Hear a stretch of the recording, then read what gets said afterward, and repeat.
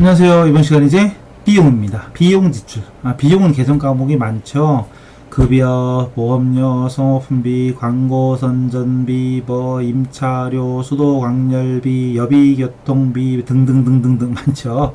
계정 과목만 알면 분계는 엄청 쉬운 겁니다. 가볼까요? 가보죠 뭐. 이런저런 말해봤자 뭐 하겠어요. 그죠? 자, 급여를 현금으로 지급했다. 돈 나갔죠.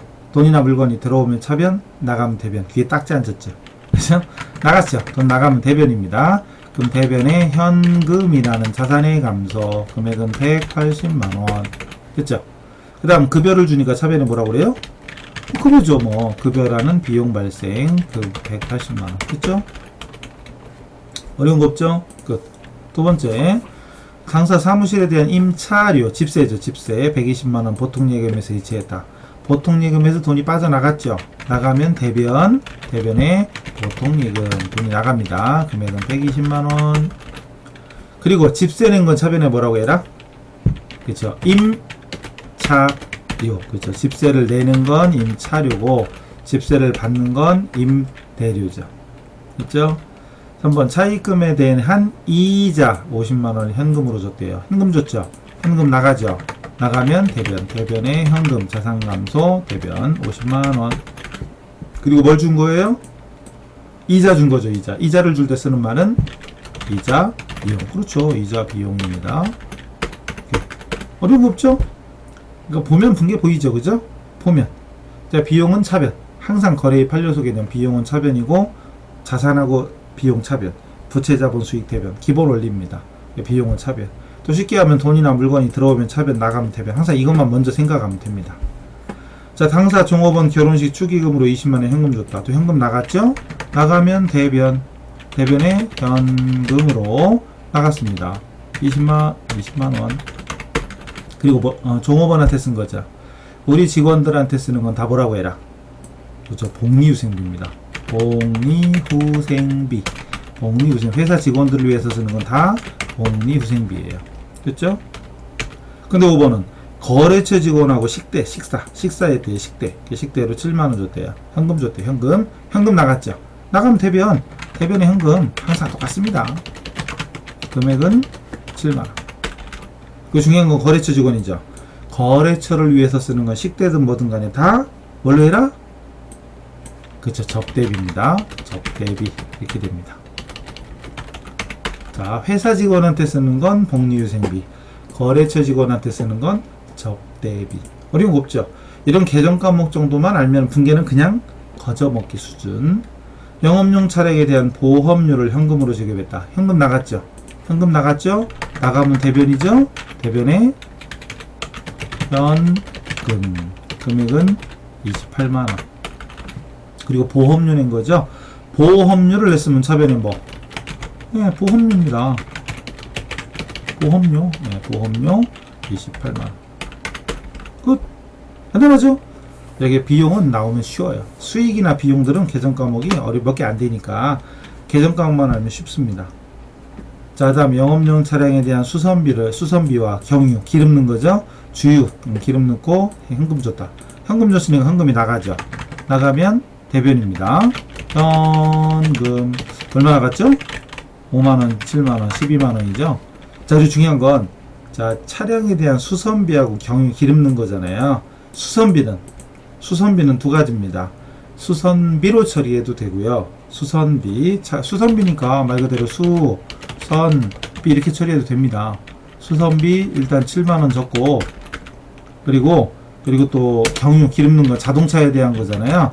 이런 건 차량 유지비 이래도 됩니다. 차량 유지비. 그래서 이렇게 적어도 돼요. 5만원이구나. 5만원. 이렇게 적어도 됩니다. 적어도 돼요. 근데 특히 전산회계 공부하는 분들은 자동차 관련 지출 있죠? 이렇게 자동차에 관련된 기름 넣은 거, 수리비, 엔진 오일, 타이어 교체, 주차비, 이런 것들 있죠? 전부 다 차량 유지비로 처리합니다. 그래서 12만원을 모두 차량 유지비로 처리하고 대변에 현금 이런 식으로 처리할 수도 있어요. 회계에서 계정 과목은 반드시 뭐라고 해라 이런 건 없습니다. 그러니까 수선비라고 해도 되고 이렇게 차량 유지비로 통합해도 상관이 없습니다. 자, 그래서 회계에서는 엔간한 거, 물론 기본적으로 지금까지 개정 과목을 배웠고 개정 과목대로 하고 있지만 반드시 어떤 과목을 써라는 건 없고요. 그 회사에 맞게 실정에 맞게 이제 개정을 만들어서도 됩니다. 어쨌든 수선비라고 쓰나 차량 유지비라고 쓰나 크게 문제는 없다.